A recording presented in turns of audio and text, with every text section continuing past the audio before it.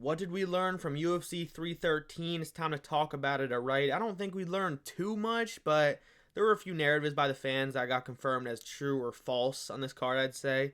You know, a few hype moments, a few disappointing moments, but let's just start with the first one that comes to mind, the hypest moment of the card, probably, which is kind of sad because Bobby Green got fucking killed. He's no longer with us. I don't know where he is, but he's not on Earth because, dude, Bobby Green, what did we learn about him? His chin is truly gone. Okay, this was obviously something that people were saying. You know, he got killed by Drew Dober and then Jalen Turner. It was not a good look. But then he kind of proved it wrong when he beat Jim Miller. You know, he beat Jim Miller. He's getting dropped in that fight. He's recovering. You know, it's always been kind of inconsistent, his chin. But now we truly know it's fucking gone. There's nothing left. Okay, it's gone. I'm not saying he should retire, but it's gonna be basically impossible to get a win with a chin like that, bro. Like, he has good foot movement. He has a pretty funky style that's hard to figure out, and he can win. It's not like he's completely washed. He has decent speed still. His cardio seems alright still. But, dude, King Green, whatever you want to call him, I'm calling him Bobby. I'm not calling another grown man King. Sorry, bro.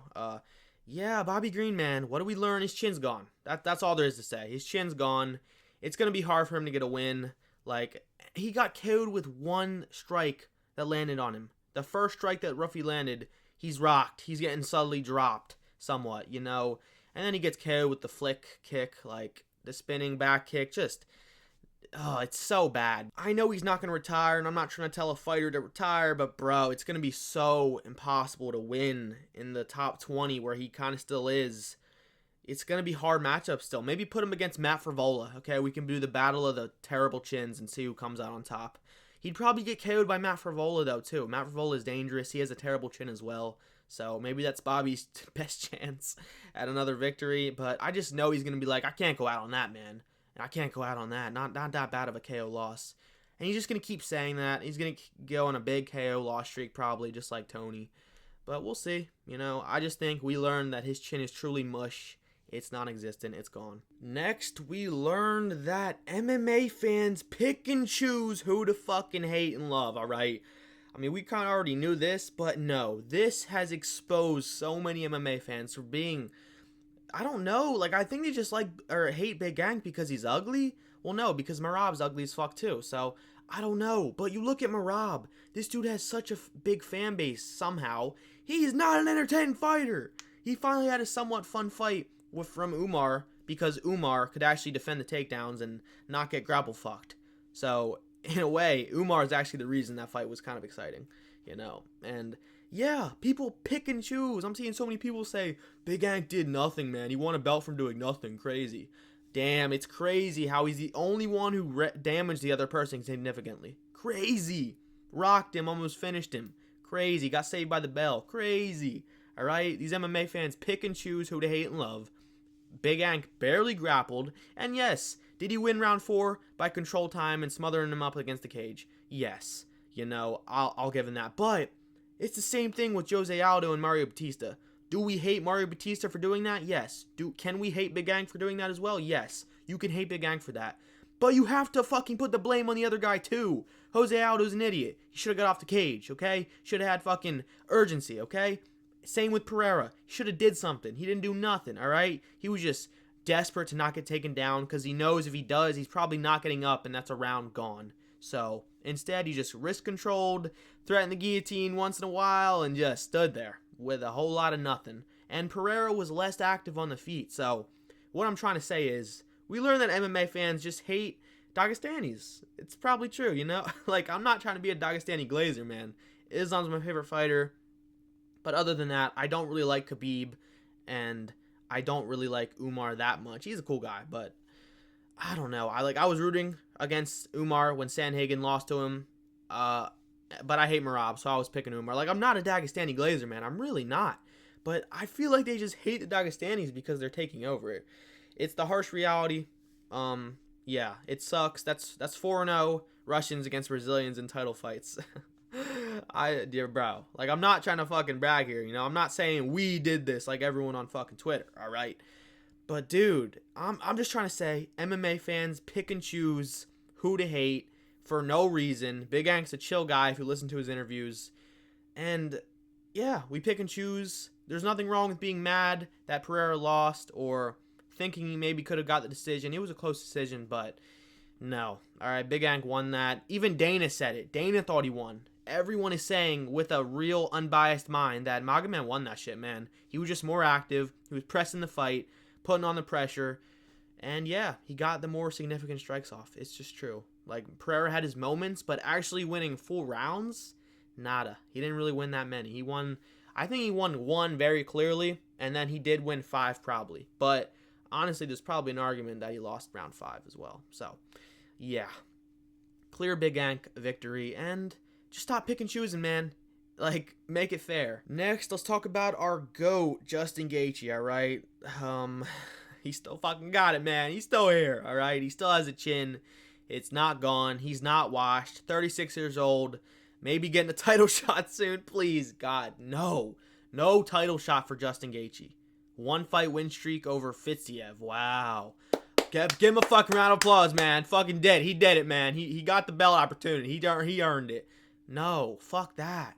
Don't give him the belt opportunity, please. Islam would kill him, alright? I don't want to see that. And Islam's probably only got one more fight at 155. Do we really want to see that? Be Justin Gaethje? Fuck no. No. Okay, don't make that fight. But moving on to actually what we learned. Justin Gaethje, man, he still got it. Okay, he's not washed. We learned he has a chin still.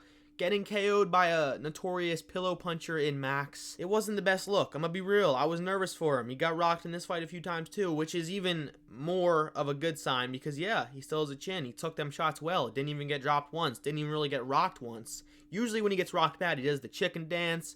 He's moving around in slow-mo. He's backing up, flipping. Just, yeah. Justin Gaethje, man, still has it. And thank God, because if he got KO'd and retired, this would have been one of the most depressing cards of all time. The narrative going into this fight, too, that he had no chin and it was just mush. Like, that was such a dumb narrative. Max Holloway beat the piss out of him for 5 rounds. That build-up damage accumulated and accumulated over and over and over until the 5th round when he got hit with the perfect shot. At the last second, he'd taken the most amount of damage possible in a title fight ever, probably. Just getting pieced up. Lost almost every round except for maybe the 4th. I forget. Yeah. You know, it wasn't the best look. Pillow Hands Max KO'd him, but no, he still has a good chin, okay? All that damage built up was the reason he got KO'd so bad. And putting his chin on the line, agreeing to strike in the middle, is also another reason he got chin badly. So, he fought a little smarter in this fight. Still roofed his way forward in a lot of clinch exchanges, but that's him, okay? That's how he thrives. Those nasty uppercuts where he dropped Fiziev in the 2nd round. That's how he thrives, okay? That's Justin. That's Justin for you. You know, he's kind of retarded, but that's okay. We love him. Next, I want to talk about Bahamondes, okay? With his submission win over Jalen Turner, sending him into retirement packing. Very sad, you know, but we're here to talk about Bahamondes, all right? This kid is dangerous everywhere, okay? At first, it really did seem like him getting taken down by Jalen was a bad look, Jalen not being the best grappler, but he really turned that into a good thing, showing us that he has submissions off his back. As a tall, lanky guy with long-ass legs, which obviously you know it's harder to get tight submissions and actually pull them off like triangles off the bottom with long legs like that. It's harder. It's a lot harder. And he was able to do it. This kid is dangerous everywhere. He's a dangerous striker. He may be lacking some defensive grappling, getting taken down by Jalen Turner of all people, but I mean, Jalen doesn't have 0 grappling, so it wasn't the worst look. And he has Bilal in his corner. They'll be training partners forever, probably.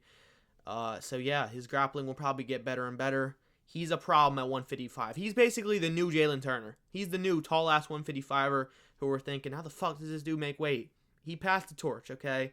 The torch was passed, and we learned that Bahamondes is dangerous everywhere, and he's a real problem. He's going to be ranked probably now.